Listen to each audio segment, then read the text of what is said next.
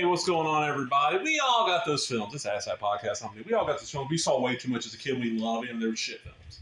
I see it happen a lot. Like, I got some friends of mine. They love Baby's Day Out. Ain't a great movie. They've seen it 100 times. And I got films from my adulthood. I've seen I've seen the Brady Bunch movie, which is not an amazing film. It's decent, like 400 times. But this right here, Scavenger. This is the first film I saw all the time as a kid. And it's weird because I, for years, thought this was a made-for-TV or made-for-cable movie. Because I don't remember ever seeing trailers for it or anything like that. I just caught it on TV, and then a great aunt of mine, not great aunt in that factor, but aunt that was great, who's now passed away, been gone for quite a while now, coming up on 20 years, would record. We'd go see her about once every 2 weeks, and they had HBO, so she's like, bring some tapes over, I'll record movies for you. She saw this recorded for me. This is Scavenger, and look at this cat. Okay, Richard Benjamin, and James Coco, okay, Scatman Crothers, hell yeah, Ruth Gordon, Cloris Leachman, Cleavon Little, Roddy McDowell, Robert Morley, Richard Mulligan, Tony Randall, Vince Price, and Arnold Schwarzenegger, one of his early roles. Flip over the back. I'll read the back, and I'm going to go in more detail. It's a mad mob of maniacs and a wild and hilarious... Is that 200 million?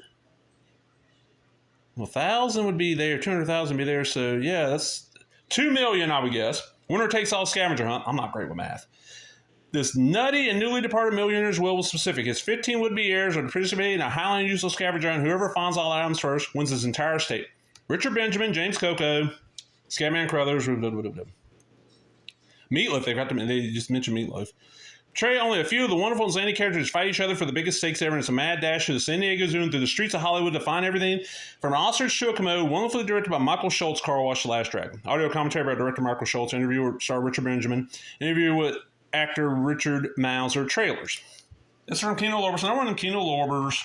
And it's got... this is one where they gave it 2 covers. I'm thinking maybe that's like... This is the cover I remember seeing. This is one where, okay, like I said, I had it as a kid, I watched all the time. What it is, Vincent Price is he's like Milton Parker or something like that, or Parker Milton. It's basically Parker Brothers and Milton Bradley put together. He's this millionaire, he's old, he's laying in his bed playing a video game with his nurse.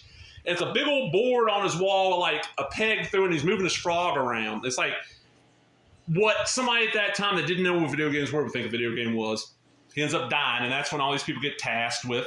Fine, and you have this group, like one group is Willie Ames, Dirk Benedict, and this young lady who's probably in her early 20s in this souped-up van trying to find stuff. One group is like his servants, which is Roddy McDowell, Cleavon Little, that's where James Coco is, and the woman playing the maid, when you see her, if you watched a lot of 70s, 80s stuff, you recognize, oh, I've seen her in piles of stuff.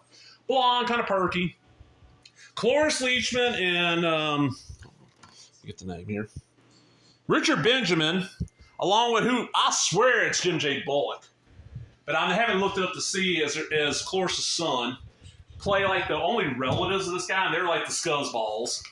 Richard Mulligan is a cab driver, ends up teaming up with Scatman Crothers, and each one's got their team, they're trying to get on, and then Tony Randall's leading his family. I think he was married to like Vincent Price's sister or something. And it's a mad world, but done... like, for the modern audience in 79. And like I said, I've seen this movie so many times. And I remember, like, when I first got BitTorrent, if I learned what BitTorrent was, I got high-speed internet, I can download whole movies, and it don't take, 4 days. And it don't look like ass. This is a VHS rip, not a VCD. I downloaded, one of the first things I downloaded was a VHS rip of Scavenger Hunt, because, like, that ain't out on DVD. That's never going to come out. It's a made-for-TV movie. Didn't know, this was actually played in theaters. Saw the DVD not that many years ago. If I'm remembering right, like a local store for cheap, I got that VHS. It probably won't look much better. Still think it's made for TV movie. I saw it was on Blue and found it was made for theater. Like, whoa, wow. I've been seeing it pan and scanned, all this shit. I got to see this, uncut. And oh man, I put this in. I got Kino Lorber Fall Sale 2023. This is one of the things I ordered. The day the order came in, it's the first thing I put in, and I just laughed my ass off.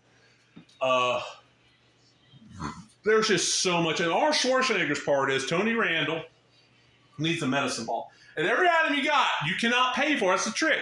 You can't pay for it. Instead, we give the richer members of the group, you got to win it or trade for it or steal it. He don't care. You got to get the item. Well, they have to get a medicine ball. So they go to a gym and they're trying to get him medicine. And the trainer there is a young Arnold Schwarzenegger. This is like, what I remember. Give me a second. According to the commentary, Schwarzenegger was going to have a bigger part, but he was busy doing Conan, which I want to say it came out in 81, but I think that's one of those where, like, it filmed over, like, a year and a half. This is just so much fun. And, the disc ain't... Kino, I'll give Kino... That's one thing I don't like about Kino. Their discs are bare. I mean, the disc look is low budget. Everything else, double covers. I would order this. This is one of those where I probably paid $9. I'm like, I don't care if it's got any extras. It's going to be cleaned up. It's going to look nice. Got a great commentary. Got a couple of interviews, the trailer. It was worth it to me. Don't know what else to say. If you like Madcap Con, you love It's a Mad World or that modern film Rat Race, go watch this.